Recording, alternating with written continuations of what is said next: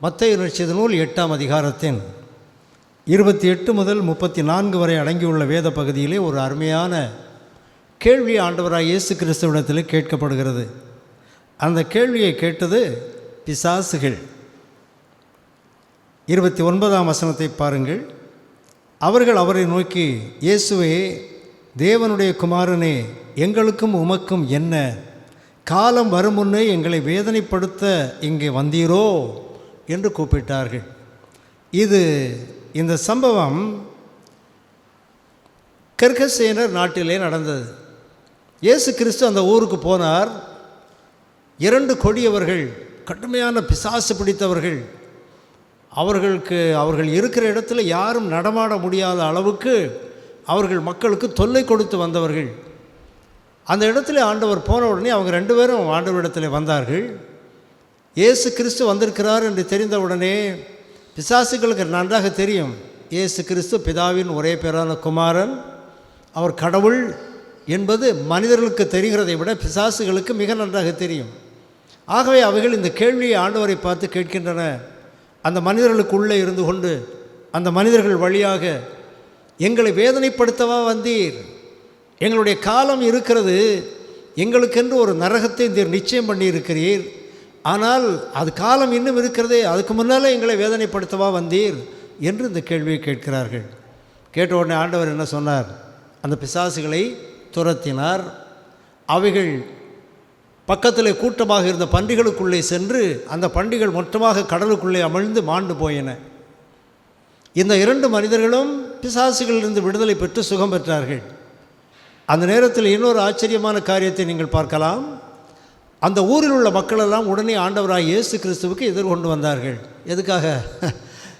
இந்த மனிதர்களுக்கு ஒரு விடுதலை கொடுத்தீங்களே, அதுக்காக நன்றின்னு சொல்லவா வந்தாங்க? இல்லை, அவர்கள் வந்து நீர் எங்களை விட்டு போய்விடும் என்று சொன்னார்களாம்.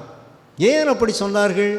ஏன்னா இந்த 2 கொடியவர்கள் நல்லவர்களாக பிசாசின் பிடியிலிருந்து விடுதலை பெற்றவர்களாக வாழுவதை விட அவர்களுக்கு பன்றிகள் தான் முக்கியமாக போய்விட்டது.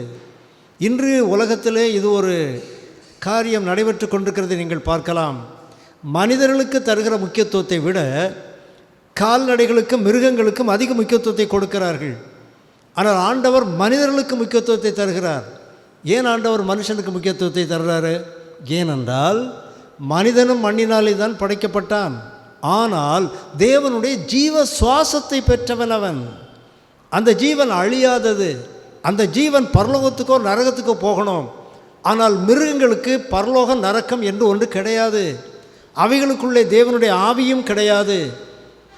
எனவே நாம் எப்பொழுதும் நம்முடைய மனதில் வைத்திருக்க வேண்டிய ஒரு உண்மை என்னவென்றால், மனிதர்களுக்கு முதல் முக்கியத்துவம் தர வேண்டும். அதற்காகத்தான் இயேசு கிறிஸ்துவும் அங்கே போனார். ஆனால் அந்த ஊரின் மக்களோ பன்றிகளுக்கு அதிக முக்கியத்துவம் கொடுத்தார்கள். தங்கள் சொத்து அது என்று எண்ணிக்கொண்டார்கள். சொத்தின் மேல் நாட்டம் வைத்தார்கள். இன்றைக்கு நம்முடைய தியான பொருள் என்னவென்றால், இயேசு கிறிஸ்துவை பார்த்து அவர்கள் கேட்ட கேள்வி, தேவனுடைய குமாரனே, எங்களுக்கும் உமக்கும் என்ன? காலம் வரும் முன்னே எங்களை வேதனைப்படுத்த இங்கே வந்தீரோ? வேதனைப்படுத்த இங்கே வந்தீரோ? வேதனைப்படுத்தத்தான் வந்தாரா, இல்லை வேறு எதுக்காக வந்தாரா? வேதனைப்படுத்தத்தான் வந்தார்.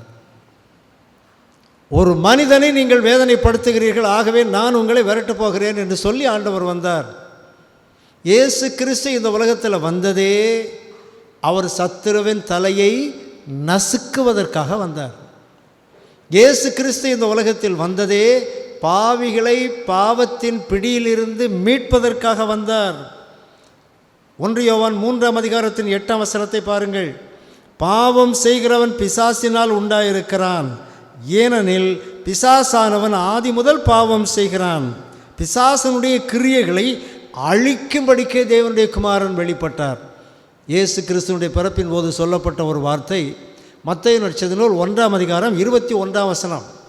அதுதான் முதல் வாக்குத்தத்த வசனம் புதிய ஏற்பாட்டில் என்று அறியப்படுகிறது. அந்த வசனம் என்ன சொல்லுகிறது? மத்தேயு 1:21, அவருக்கு இயேசு என்று பெயரிடுவாயாக, ஏனெனில் அவர் தமது ஜனங்களின் பாவங்களை நீக்கி அவர்களை ரட்சிப்பார். பாவிகளை ரட்சிக்க கிறிஸ்து இயேசு உலகத்திலே வந்தார். பாவிகளை ரட்சிக்க வேண்டுமானால் பாவத்திலிருந்து விடுதலை தர வேண்டுமானால் பிசாசிடமிருந்து விடுதலை தர வேண்டும். ஆகவே பிசாசின் கிரியைகளை ஒழிப்பதற்காகத்தான் இயேசு கிறிஸ்து வந்தார். இந்த 2 மனிதர்களும் பிசாசின் பிடியிலிருந்து வெளியே வந்தவுடனே அவர்கள் இயல்பான மனிதர்களாக மாறிவிட்டார்கள். இதுவரை மற்றவர்கள் அவர்களை கண்டு பயப்பட வேண்டியதாக இருந்தது. இப்பொழுது அவர்கள் இயல்பான நல்ல மனிதர்களாக மாறிவிட்டார்கள். இன்றைக்கு ஒருவேளை இப்படிப்பட்ட பிசாசு இருக்கிறதா என்று நம்மை பார்த்து கேட்டால் அது வேறு வடிவத்தில் இருக்கிறதுன்னு சொல்லலாம். ஏதோ பிசாசு பிடிச்சு அலைகிற ஒரு மனிதனை போல சத்தம் போட்டுக்கொண்டோ தன்னைத்தானே கீறிக்கொண்டோ வெளிப்படையாக ஒரு பிசாசு பிடித்தவன் என்று தெரியும்படியோ ஒரு மனிதன் இல்லாமல் போனாலும் தீமையான எண்ணங்கள், தீமையான சிந்தனைகள், பிறரிடத்திலே கோபமாக இருத்தல் போன்ற எண்ணங்கள் நமக்குள்ளே நிறைந்திருந்தால் அதுவும் ஒரு வகையான பிசாசு பிடிதான், மறந்துடக்கூடாது. எந்த தீமையினால் நாம் ஆளப்படுகின்றோமோ அந்த தீமைக்கு நாம் அடிமையாக இருக்கிறோம் என்ற அர்த்தம். இந்த பிசாசு பிடித்திருந்த மனிதர்கள் பிசாசினுடைய கட்டுப்பாட்டுக்குள்ளே இருந்தார்கள். ஆகவே அவர்கள் தீயவர்களாக இருந்தார்கள், கொடியவர்களாக இருந்தார்கள். இன்றைக்கி நமக்குள்ள சில நேரங்களில் யார் மீதாவது பயங்கரமான கோபம், எரிச்சல், பொறாமை போன்றவை இருக்கிறது என்று வைத்துக்கொள்ளுங்கள். அது ஒரு வகையான பிசாசு பிடிதான். அந்த பிசாசின் பிடியிலிருந்து எப்படி நம்ம அறிகிறது? நாமாவே இருக்க மாட்டோம். நமக்கு நல்லா தெரியும் இப்படி செய்வது தப்புன்னு. ஆனாலும் அந்த தப்பை நம்ம செய்துடுவோம். ஏன்?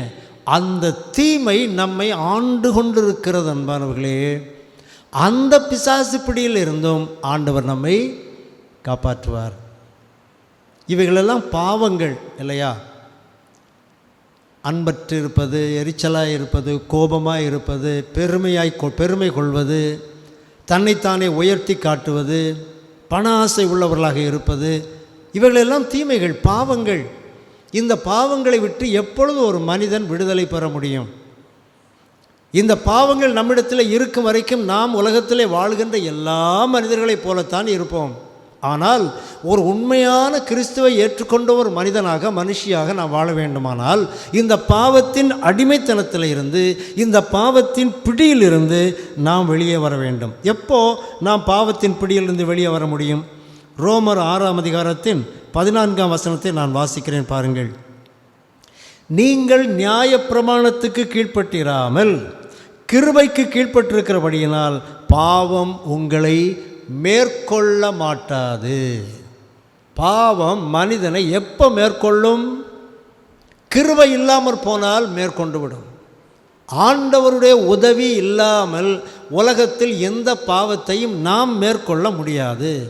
ஆண்டவருடைய கிருபை வேண்டும். ஏனென்றால் இயேசு கிறிஸ்து கிருபையும் இரக்கமும் உள்ள தெய்வம், கிருபையும் சத்தியமும் உள்ள தெய்வம் என்று வேதம் சொல்லுகிறது. யோவான் நற்செய்தி நூல் 1ஆம் அதிகாரத்தில் இயேசு கிறிஸ்துவனுடைய பிறப்பின் விவரம் அங்கே எழுதப்பட்டிருக்கிறது. ஆதியிலே வார்த்தை இருந்தது, அந்த வார்த்தை தேவனிடத்தில் இருந்தது, அந்த வார்த்தை தேவனாய் இருந்தது, அந்த வார்த்தை மாம்சமானார் என்று எழுதி கொண்டே வரும்போது அந்த நிருபத்தின் ஆக்கியோன் 14ஆம் வசனத்தில் என்ன சொல்கிறார் பாருங்கள். அந்த வார்த்தை மாம்சமாகி கிருபையினாலும் சத்தியத்தினாலும் நிறைந்தவராய் நமக்குள்ளே வாசம் பண்ணினார். அவருடைய மகிமையை நாம் கண்டோம். அது பிதாவுக்கு ஒரே பேரானவருடைய மகிமைக்கு ஏற்ற மகிமையாகவே இருந்தது. இயேசு கிறிஸ்துவிடத்தில் இருந்த 2 சிறப்பான மகிமைகள் என்னவென்றால், ஒன்று கிருபை, இன்னொன்று சத்தியம். சத்தியம்னா நேர்மையிலிருந்து வழி விலகாத ஒரு சத்தியம். கிருபை என்றால் என்ன? இரக்கம், தயவு. ஒரு இரக்கத்தை பெறுவதற்கான தகுதி நமக்கு இல்லாமற் போனாலும் அந்த இரக்கத்தை ஆண்டவர் நமக்கு தருவதற்கு பெயர்தான் கிருபை. அந்த இரக்கத்தை பெறுவதற்கு நமக்கு எவ்வித தகுதியும் கிடையாது. ஆனால் ஆண்டவர் இறங்கி தருகிறார், அதுதான் கிருபை. அந்த கிருபை இயேசு கிறிஸ்துவிடத்திலே மாத்திரமல்ல, பிதாவாகிய தேவனிடத்திலும் இருந்தது. ஆகவே தான் இயேசு கிறிஸ்து தான் பிதா, பிதாதான் இயேசு கிறிஸ்து. அவர் கடவுள், இவரும் கடவுள்தான். மோசே ஒரு முறை பிதாவாகிய தேவனிடத்திலே ஒரு வேண்டுதலை வைத்தார், உம்முடைய மகிமையை நான் காணணும். அப்போ ஆண்டவர் சொன்னார், நீ நேரடியாக என்ன பார்த்தேன்னா உயிரோடு இருக்க உன்னால் முடியாது. ஒரு கண்மலையின் மறைவிலே உன்னை வைக்கின்றேன். நான் கடந்து போகும்போது என்னுடைய பின்பக்கத்தை நீ பார்ப்பாய் என்று சொன்னார். அப்பொழுது அப்படி பிதாவாகிய தேவன் கடந்து போகும்போது அங்கே சொல்லப்பட்ட ஒரு வாசகம் என்ன தெரியுமா? யாத்திராகமம் 34ஆம் அதிகாரத்தின் 6ஆம் வசனம். கர்த்தர் அவனுக்கு முன்பாக கடந்து போகிற போது அவர் கர்த்தர் இரக்கமும் கிருபையும் நீடிய சாந்தமும் மகா தயையும் சத்தியமும் உள்ள தேவன். கிருபையும் சத்தியமும் உள்ள தேவன். அந்த கிருபையுள்ள ஆண்டவரை நாம் அண்டிக் கொள்ளும் போது நம்மிடத்திலே குடிகொண்டிருக்கிற பிசாசுகளை என்ன செய்யும்? ஓடிப்போம். நம்ம சொந்த முயற்சினால் முடியாது. சில வேளைகளில் நமக்கு நன்றாக தெரியும், சில பாவங்கள் நம்மை மேற்கொள்ளுவது நமக்கு நன்றாகவே தெரியும். நாளைக்கு யார்ட்டையும் கோபமாக பேசக்கூடாதுன்னு நினைப்போம், ஆனால் யார்ட்டையாவது கோபமாக பேசிடுவோம். நாளைக்கு இந்த தப்பு பண்ணக்கூடாதுன்னு நினைப்போம், அதே தவறை செய்து விடுவோம். மதுபானம் அருந்துகிறவர்கள் நினைப்பார்கள், கொஞ்சம் நிதானமாக உட்கார்ந்துருக்கும்போது, சரிதானே, நம்ம மதுபானம் அருந்துகிறபடினால் குடும்பத்துக்கு பெரிய தீமை, வீணாக காசு செலவழியுது, பிள்ளைகளை ஒழுங்காக கவனிக்க முடியலை, அதனால் இதிலிருந்து விடுதலை பெறணும், இது தப்பு தான் என்று உணர்வார்கள். ஆனால் என்ன நடக்குது பாருங்கள், ஒரு குறிப்பிட்ட நேரம் வரும், சாயங்காலம் எல்லா நாளும் அவங்க தண்ணி போடுற நேரம் ஒன்று வரும்போது அந்த பாவம் அவங்களை இழுத்துட்டே போகும். போன்னு இழுத்துட்டே போகும். அவங்கள அறியாமலே அவங்க போயிடுவாங்க. பல பாவங்கள் மனிதனை இப்படித்தான் ஆட்கொள்கிறது. ஆகவே தான் யோவான் நற்செய்தி நூல் 8ஆம் அதிகாரத்தின் 34ஆம் வசனத்திலே ஆண்டவராகிய இயேசு கிறிஸ்து சொன்னார், பாவம் செய்கிறவன் எவனும் பாவத்துக்கு அடிமையாக இருக்கிறான் என்று மெய்யாகவே உங்களுக்கு சொல்லுகிறேன். அடிமை என்றால் என்ன? ஒரு எஜமான் தன்னுடைய அடிமையை தன்னுடைய கட்டுப்பாட்டுக்குள்ளே வைத்திருப்பான். இந்த அடிமைக்கு சொந்த சித்தம் என்று ஒன்று கிடையாது. அடிமை விரும்புகிறதை அடிமை செய்ய முடியாது. இந்த அடிமை யார் சொல்கிறதை செய்யணும்? எஜமான் சொல்லுகிறதை செய்ய வேண்டும், தலைவன் சொல்லுகிறதைத்தான் செய்ய வேண்டும். இது போன்ற ஒரு நிலைமைதான் பாவ அடிமைத்தனமும். கெர்கசேனர் நாட்டின் 2 மனிதர்கள் பிசாசினால் பிடிக்கப்பட்டு இருந்தார்கள் என்றால் அது வெளிப்படையாக தெரிஞ்சது. ஆனால் இன்றைக்கு உலகத்தில் ஏராளமான மக்கள் பிசாசின் பிடியிலே சிக்கியிருக்கிறார்கள், பிசாசுக்கு அடிமைகளாக இருக்கிறார்கள். ஏதேனும் ஒரு பாவத்துக்கு நாம் அடிமையாக இருந்தால் அது பிசாசுக்கு அடிமையாக இருப்பது தான். ரோமருக்கு எழுதின நிருபம் 7ஆம் அதிகாரத்தில் அப்போஸ்தலனாகிய பவுல் இதை தெளிவாக சொல்லுகின்றார். நன்மை செய்ய வேண்டும் என்ற விருப்பம் எனக்குள்ளே இருந்தாலும் நான் விரும்புகிற நன்மையை செய்யாமல் விரும்பாத தீமையை செய்து விடுகிறேன். நான் செய்கிறது தப்புன்னு எனக்கே தெரியுது, ஆனாலும் நான் தவறை செய்து விடுகிறேன். அந்த பாவத்திலிருந்து, அந்த தவறிலிருந்து, அந்த அடிமைத்தனத்திலிருந்து கரையேறி வெளியே வரணும்னா என்ன செய்யணும்? ஒரே ஒரு வழிதான் உண்டு. நம்முடைய சொந்த முயற்சி அதுக்கு உதவி செய்யாது. சொந்த முயற்சி வேணும், ஆனால் சொந்த முயற்சினால் வெளியே வர முடியாது. நம்ம மனசார விரும்பணும் இதிலிருந்து வெளியே வரணும்னு, நம்மால் இயன்ற முயற்சி செய்ய வேண்டும். ஆனால் நாம் ஒருவரிடத்திலே வர வேண்டும். மத்தேயு நற்செய்தி நூல் 11ஆம் அதிகாரம் 28ஆம் வசனத்தை பாருங்கள். நம்ம எல்லாருக்கும் ரொம்ப நன்றாக தெரிந்த ஒரு வசனம். வருத்தப்பட்டு பாரம் சுமக்கிறவர்களே, நீங்கள் எல்லாரும் என்னிடத்தில் வாருங்கள், நான் உங்களுக்கு இளைப்பாறுதல் தருவேன். இளைப்பாறுதல் என்றால் என்ன? ஒரு பீஸ்ஃபுல் லைஃப், சமாதானமான ஒரு வாழ்க்கை, அமைதியான ஒரு வாழ்க்கை. எவ்விதத்திலும் நாம் காயப்படாமலும் காயப்படுத்தாமலும் நம்முடைய இயல்புகள் துன்புறாமலும் நம்முடைய சித்தம் கலங்காமலும் தெளிவாக வாழுகின்ற ஒரு வாழ்க்கை. அந்த வாழ்க்கை எப்போ சாத்தியமாகும்? மனுஷன் நினைக்கிற மாதிரி பணக்காரன் ஆகிட்டா சாத்தியமாகிறாது. பணக்காரர்களெல்லாம் சமாதானமாக இருக்கிறாங்கன்னு நினைக்கிறீங்களா? பணம் ஒரு மனிதனுக்கு சமாதானத்தை தர முடியாது. பாவத்திலிருந்து எப்போ விடுதலை பெறுகிறோமோ அப்பொழுதுதான் நம்முடைய ஆத்மாவுக்கு இளைப்பாறுதல் கிடைக்கும். அந்த கெர்கசேனர் நாட்டின் 2 மனிதர்களும் கொடிய பிசாசின் பிடியிலிருந்து எப்போ விடுதலை பெற்றார்களோ அதற்கு பிறகு சாந்தமுள்ள மனிதர்களாக மாறினார்கள். அதுபோல் நாமும் கிருபை நிறைந்த கர்த்தருடைய பாதத்தண்டையிலே, அவருடைய சமூகத்திலே நாம் வரும்போது உண்மையாகவே அவருடைய பாதத்தில் விழுந்து, ஆண்டவரே, இவ்விதமான சில பாவத்தன்மைகள் என்னை ஆட்கொண்டிருக்கின்றன, அந்த பாவங்களுக்கு நான் அடிமையாக இருக்கிறேன், அந்த அடிமைத்தனத்திலிருந்து எனக்கு விடுதலை தாரும் என்று நாம் கேட்டுக்கொண்டால், வருத்தப்பட்டு சுமக்கிற அந்த பாவம் என்ன அடிமைத்தகத்தின் நுகத்தை ஆண்டவர் முறித்து நம்மை காப்பாற்றுவார். இதுதான் பொல்லாத ஆவி பிடித்திருந்த 2 மனிதர்களுடைய வாழ்விலே இருந்த சம்பவத்திலிருந்து நாம் கற்றுக்கொள்கின்ற மிக முக்கியமான ஒரு உண்மை, அன்பானவர்களே. இயேசு கிறிஸ்து விடுதலை பிசாசுகள் என்ன கேட்டன? எங்களை வேதனைப்படுத்தவா வந்தீர்? அதற்கு பதில் என்ன? ஆமாம், உங்களை வேதனைப்படுத்தத்தான் வந்தேன்.